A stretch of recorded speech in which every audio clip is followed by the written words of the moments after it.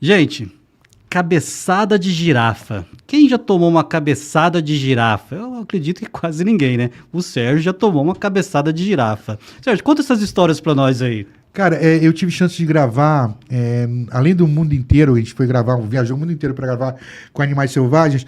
Eu também fiz uma série, uma época, no programa da Eliana, que eram os zoológicos do Brasil. Então eu elenquei os 10 melhores zoológicos do Brasil, que tinham maior coleção de animais, e fomos gravar. E uma vez estávamos no zoológico de Brasília, e eu falei, pô, nunca gravei com girafas. E aí o tratador das girafas lá, já é falecido esse senhor, inclusive ele era um amor, ele falou assim, tem um casal de girafa aqui, falou o nome do girafa, era Sansão e Dalila, uma coisa assim, o casal de girafa. Eles são muito mansos, pode entrar junto com eles, pode gravar à vontade. E eu não sei se vocês já viram em documentário de girafa, girafas geralmente brigam batendo o pescoço um com o outro. Pau, Sim, pau, pau, baixa o pescoço, pau. E aí eu fiquei entre os dois, o macho bem maior que a fêmea. Ele falou, pode encostar neles. E eu comecei a fazer carinho na pata da fêmea, assim, né? Assim, porque ela é bem alta, assim, quase na escápula dela. Cara, e tava dando texto pro câmera, de repente o macho desceu com a cabeça, velho. E me deu uma cabeçada, eu voei, assim lá, uns 5 metros. Só não voei mais porque tinha um alambrado e eu bati no alambrado. Quebrei 2 costelas, fiquei sem ar, assim, e o tratador ficou sem saber o que estava fazendo, né? Porque eu acho que, não sei se a girafa ficou incomodada, porque eu tava ali, ele não me conhecia, ou se porque eu tava tocando a mulher dele. Ah, olha só.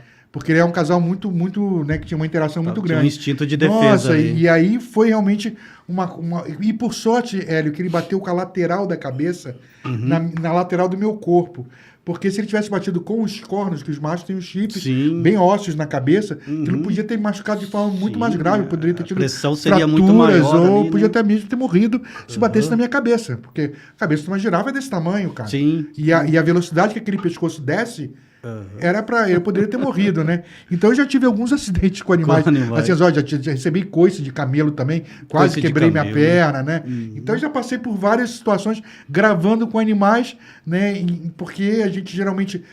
Uma coisa que eu aprendi em zoológico, só vai ter acidente com animal, com aquele animal que é considerado manso. Verdade. Porque você chega perto dele, todo mundo fala que é manso. tô O bravo, tranquilo. tu nunca vai chegar perto, né? Sim. Você já tem aquele medo, não vou chegar perto desse bicho. E os mansos é que causam acidente, né?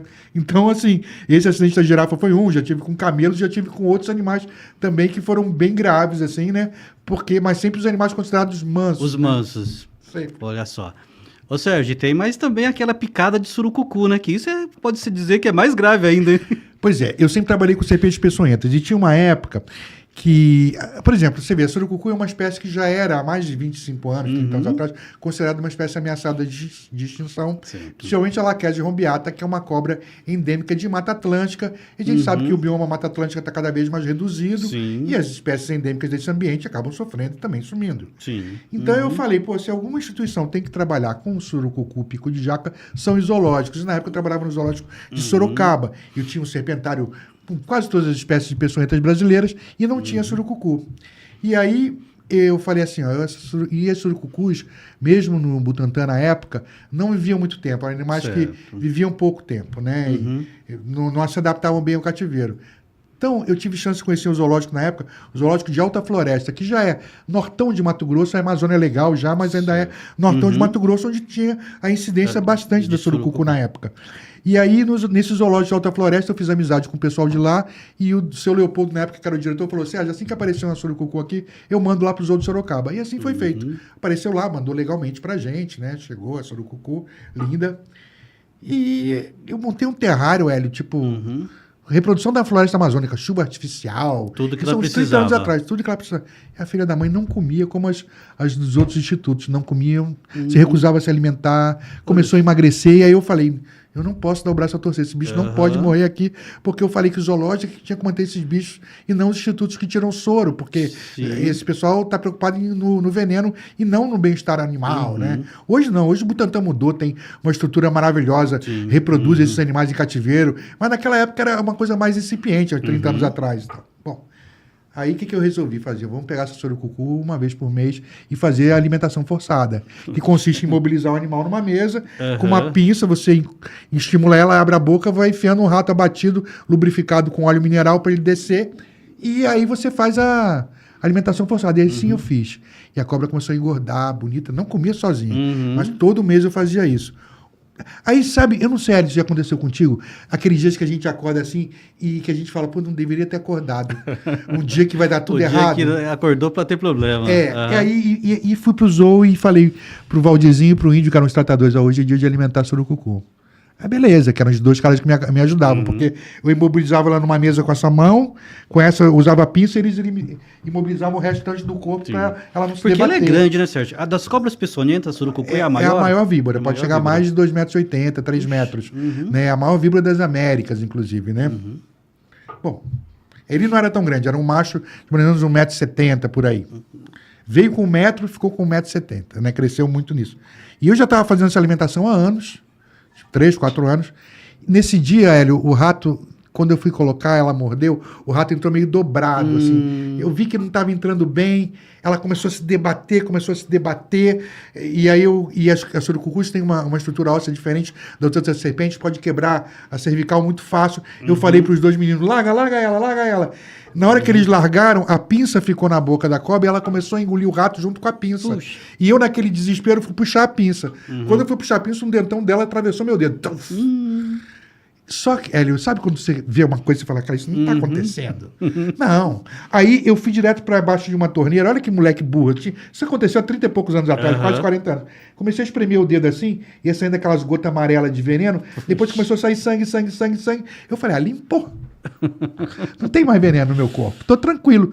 Aí tinha nascido um hipopótamo no zoológico nesse dia. Me chamaram para ver o hipopótamo. Eu tava lá na frente do recinto do hipopótamo, olhando o hipopótamozinho saindo da água e tal. Daqui a pouco eu comecei a sentir um calor, uma umidade. Quando eu vi, tava me mijando e me cagando.